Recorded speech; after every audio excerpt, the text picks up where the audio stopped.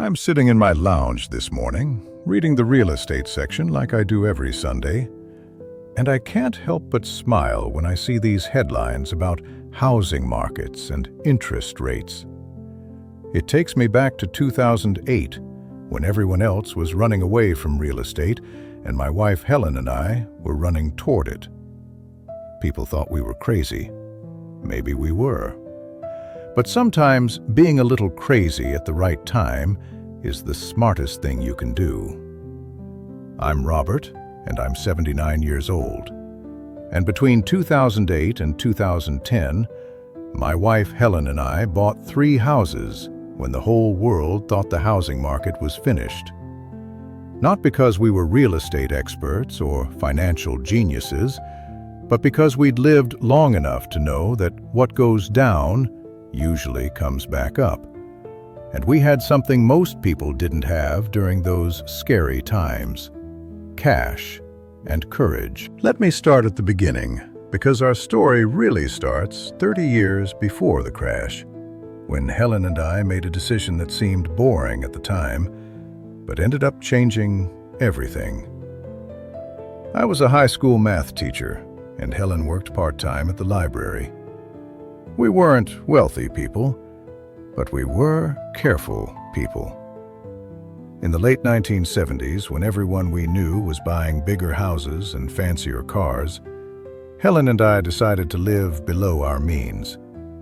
We bought a modest 3-bedroom ranch in 1979 for $42,000, and we paid it off in 12 years instead of 30. While our friends were upgrading to bigger houses every few years, we stayed put. While they were taking out home equity loans to buy boats and swimming pools, we kept socking money away. People used to tease us about being so conservative, so old-fashioned. "You're only young once," they'd say. "Live a little." But I had lived through the Depression as a child, and I never forgot what my father told me. Save your money when times are good, because times aren't always good. So we saved, and saved, and saved some more. By 2008, we were 67 and 69 years old, and we owned our house free and clear. We had about $350,000 in savings and CDs. We were comfortable, maybe even what you'd call well off for people on teacher pensions. Then the market crashed. I remember watching the news every night, seeing those foreclosure signs everywhere, hearing about people losing their homes, their life savings, their retirement plans. It was heartbreaking. But I saw something else in all that chaos. One evening in October 2008, I put down my newspaper and said, "Helen, I think it's time." She knew exactly what I meant. We'd been talking for months about how the housing market reminded us of the stock market in the 1970s, when everyone was panicking and selling, but smart money was buying. I had been driving around our area, looking at all the foreclosure signs and for sale signs that had been sitting in yards for months. I'd been tracking prices on houses we knew, watching them drop month after month. Houses that sold for $200,000 in 2006 were listed for $120,000 in 2008, and still weren't selling. The first house we bought was just 2 streets over from ours, a nice colonial that we'd admired for years. The original owners had bought it in 2005 for $210,000. They'd lost it to foreclosure, and it was sitting empty. The bank was asking $85,000, and it had been on the market for 8 months.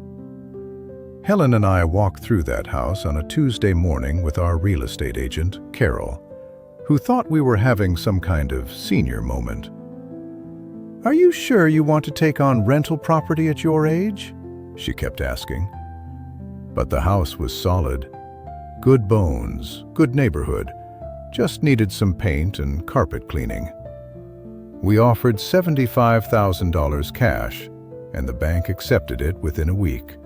No inspections, no financing contingencies, no hassles. We closed 3 weeks later.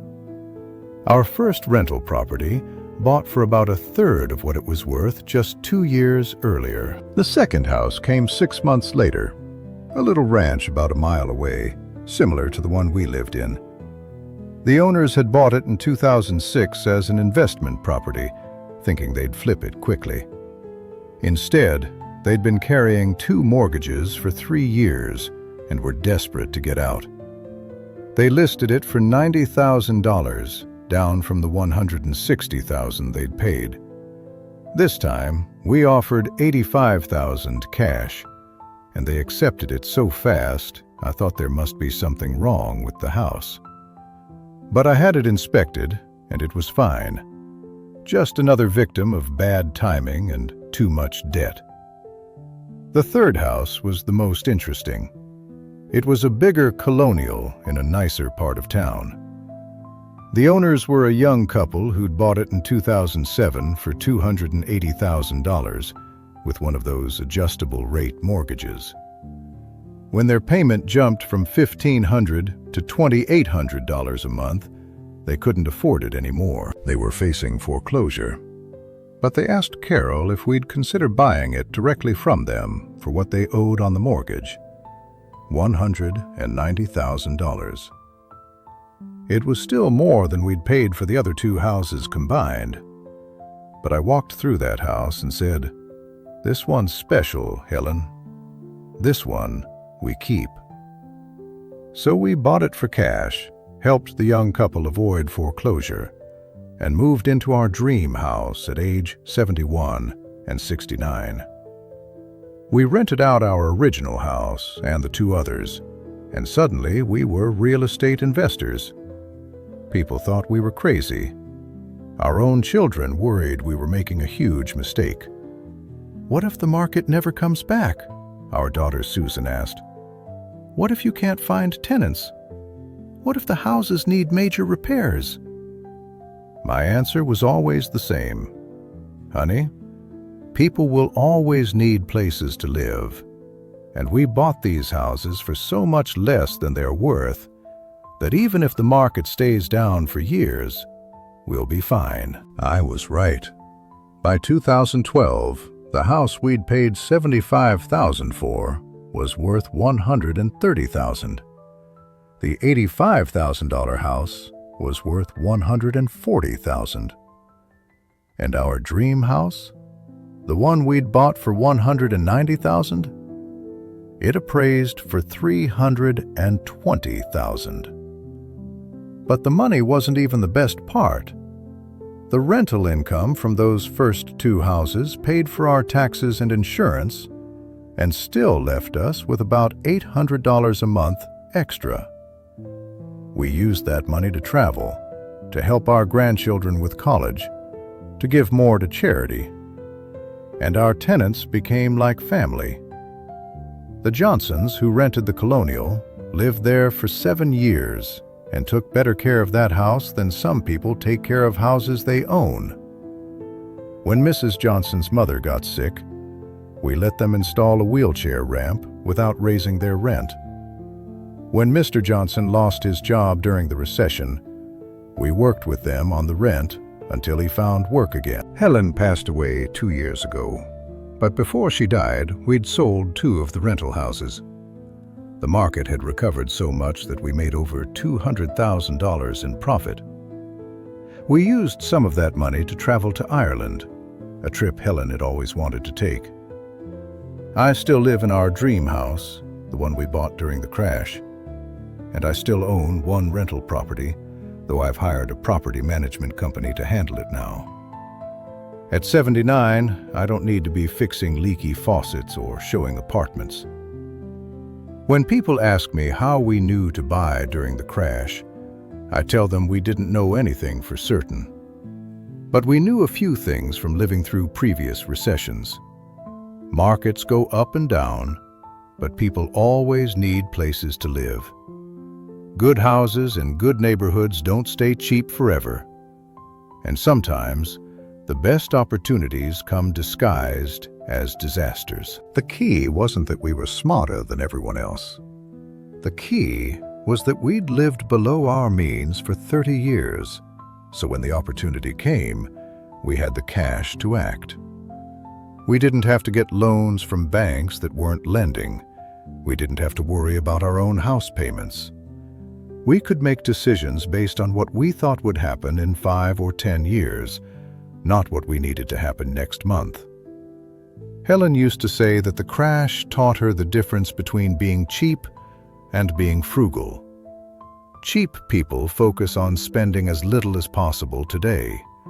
Frugal people focus on having choices tomorrow. We'd been frugal for decades, and in 2008, that gave us choices other people didn't have. I know not everyone was in our position. Plenty of good people lost their homes through no fault of their own. I don't want to sound like I'm bragging or like I think everyone could have done what we did. We were lucky in a lot of ways. Lucky that I kept my teaching job. Lucky that we stayed healthy. Lucky that we'd saved as much as we had. But I also think there's something to be said for patience and preparation. For living below your means when times are good, so you can take advantage of opportunities when times are bad. For remembering that markets go in cycles, and what looks like the end of the world today might look like the opportunity of a lifetime tomorrow. If you're young, and this story makes you think about your own financial choices, maybe consider this. The next crisis will come. They always do. When it arrives, do you want to be someone who has to sell because you need the money, or someone who can buy because you've been preparing? The choice you make today might determine which side of that equation you're on 15 years from now. If this story brought back memories of your own experiences during the 2008 crash, or if you've ever taken a big financial risk that paid off, I'd love to hear about it. Share this with someone who might need to hear that sometimes the scariest moments in the market are actually the best times to be brave. And tell me in the comments, what's the best financial decision you ever made that everyone else thought was crazy?